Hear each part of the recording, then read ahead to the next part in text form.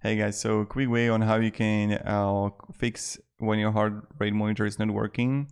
So for a Vivoactive free, now we want to just hold it. You can just like reset it, and maybe it's going to help you fix it. Because I was looking already on the Vivo how to do it, and this is what I found. So we just want to hold the touch screen, select settings, system, and reset. And now we have options to reset all of the device settings to the factory defaults, values, and delete all user entered information and activity history. Select delete the data and reset settings.